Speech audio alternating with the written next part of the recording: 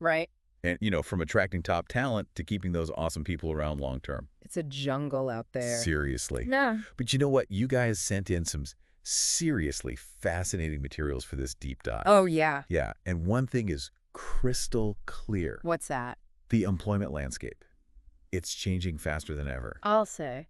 And you know what's interesting to me? What's that? How companies are navigating this whole new world of work, you know? Totally. It's not just about your typical 9-to-5ers anymore, right? It's a whole mix. You've got your independent contractors, freelancers, gig workers. Oh, tell me about it. It's like someone opened up a buffet of employment options. Right. Like, more options is great. Right. But all this stuff I've been reading, Yeah. it really highlights the legal and strategic tightrope walk involved. You know, Oh, absolutely. one wrong step, classifying a worker, Yeah. you could land a company in some seriously hot water. Legal trouble, financial headaches, the whole 9 yards. For real, for real. It's not kidding around. So choose wisely, everyone. Speaking of choices, Yeah. this case study about Technova, remember them? Uh-huh. They had to, like, double their workforce practically overnight. Ambitious. Imagine that pressure. Intense. But, you know, it's a fantastic example of strategic talent acquisition, right? How so? They realized just posting on those generic job boards wouldn't cut it. Nope. They needed something more, Targeted. yeah, more targeted. Just have, It's like they skipped the line and went straight to the source. You know? love that. So tell me, how did they actually pull that off? Because that's fascinating to me. All right, so get this. They got creative, like really creative. Right. They were partnering with universities, right, to connect with new grads coming out, You're smart. diving into all these niche online communities Oh, interesting. to engage like specialized talent, you know? Huh. They even sponsored hackathons Wow. to identify promising individuals, you know, people with real skills. So it's about knowing exactly who you need Yes, and going to where they already are. 100%. Like meeting them on their turf. That's the key. That's brilliant. Right. Instead of like hoping they stumble across your, you know, boring old job posting. Casting a wide net is so old school. Totally. It's like a masterclass in headhunting. You know what I mean? For sure. They weren't just casting a wide net. No way. They were laser focused. Laser focused. On attracting the right, what's the metaphor? The right fish, so to speak. I love it. So what kind of results did they see with this approach? Because that's what I want to know. Was it all smooth sailing? Yeah. Give me the good, the bad, and the ugly. All right, so buckle up. Right. You don't want just anybody. You want the ones who are actually going to excel in that specific role.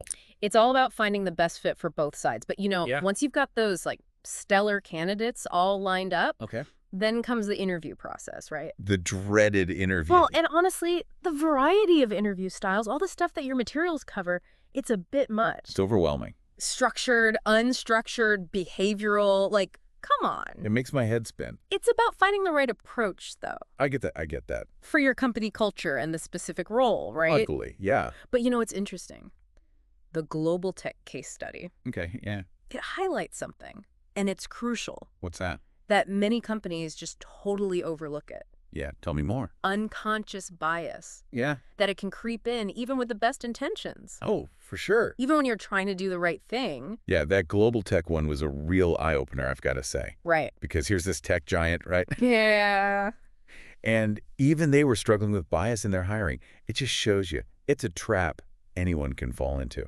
Anybody. Doesn't matter how big you are, Nope. how woke you think you are, Exactly. you can still fall into that trap. It's human nature, right? But what really impressed me with them, though, was that they were willing to acknowledge the problem Good for them. and then take concrete steps to address it. Instead of just being like, oh, we're aware, you know, which is what everybody does these days. Exactly. We're aware. Moving on. No. They actually did something. Okay, so like, give me the details, what they actually do. All right. So first up, Okay. blind resume screening. Boom.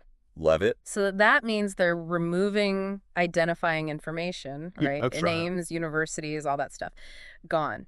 Before reviewers even see the resume? Really? Oh, yeah. It's about leveling the playing field. Right from the get-go. Right from the start. I love that. Focus on the skills, focus on the experience. Exactly. Because that's what matters at the end of the day. 100%. And you know what? That takes a real commitment to change a process, right? Oh, I imagine. It would have been easier to just keep doing what they were doing. Oh, of course. Yeah. But easier isn't always better. There you go. And they didn't stop there. Okay. They made a very conscious effort to build diverse interview panels. Okay. They understood that, You could have different people in the room. more perspectives involved in the hiring process For sure. naturally reduces the chance of bias coming in and influencing decisions. Right. You get those different voices. You get those different range of experience in there. It's like checks and balances, right? Totally. Checks and balances. And it's less likely to fall into those, we call them groupthink traps. Oh, the worst. The worst. The absolute worst. So were there other steps that they took, too? Because it sounds like they really went all in. They did. They went all in. One of the most impactful unconscious bias training Interesting. for everyone involved in hiring. Really? Not just, oh, you're a hiring manager, go to this training. Everyone. And listen to this. Yep. It wasn't just a one-time thing. Oh. It was ongoing. They made it part of their company culture. That's amazing. They wanted to equip their team Yeah. to recognize and mitigate their own biases, throughout the entire process, constantly. That's impressive, though, that they were willing to, actually put in the work. Yeah.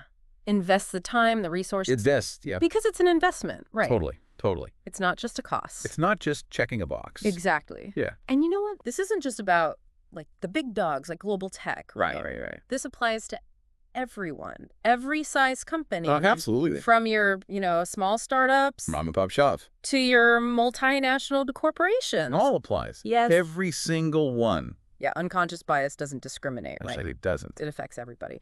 So, okay, but give me something, because you said small companies too. Yeah.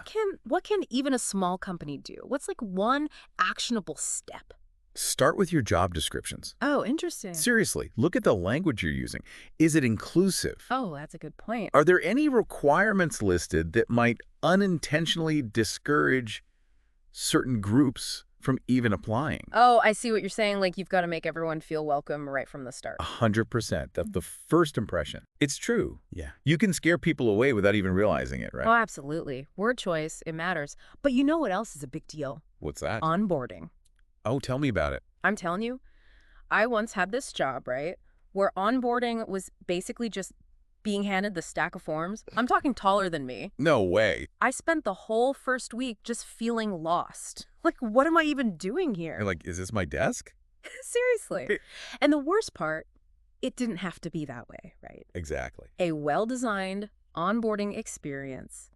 Game changer. Oh, yeah. And you know what? The stuff you shared about TechGrow's program, Yeah. it highlights this beautifully because they get it, right? Okay. Onboarding, it's not just a one-time thing. Right. It's an ongoing process. Like an investment, not just a box to check. 100%. And they were smart about it, too. Okay, how so? They created this, structured program, multi-month, clear milestones, check-ins along the way. I love that. So new hires, they always felt supported every step of the way. That's huge. Oh, for sure. And they had role-specific training, too. Oh, smart. So people could gain the knowledge they needed quickly. Get up to speed fast. Exactly. They actually set people up for success, right? They weren't just figure it out. Good luck out there. Sink or swim, kid. No way. So what about the human side of things? Because, starting a new job, it can be nerve-wracking. Totally. But they nailed that, too. Okay, how'd they do that? Social events. Right. Team-building activities. Right from day one. Build those connections early. Exactly. Nobody wants to feel like an island, Nope. You want that camaraderie? For sure. So, okay, you've got a great team in place. Now, how do you actually hold on to them?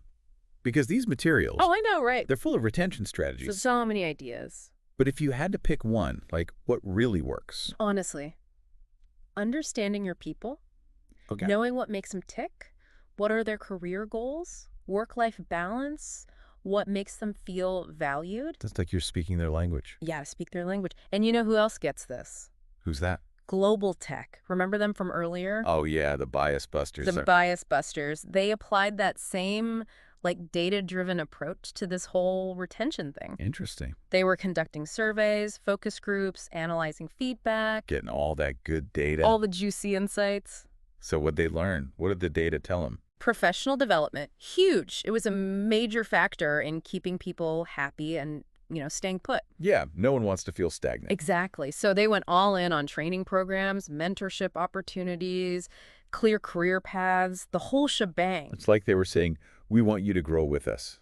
Precisely. And they recognize, flexibility, that's huge these days. Oh, absolutely. Flexible work arrangements, great parental leave, a culture where taking time off for yourself is encouraged. Because we're all human. We have lives outside of work. Exactly. And you know what else they did? It's so simple. Tell me. They actually celebrated successes, recognized people for their contributions. Just saying thank you goes a long way. It's amazing how far that goes, right? Yeah. A little appreciation. It's huge. So what have we learned today? It's not just about attracting amazing talent, it's about keeping them around. Creating an environment where they can thrive. That's the secret sauce. 100%.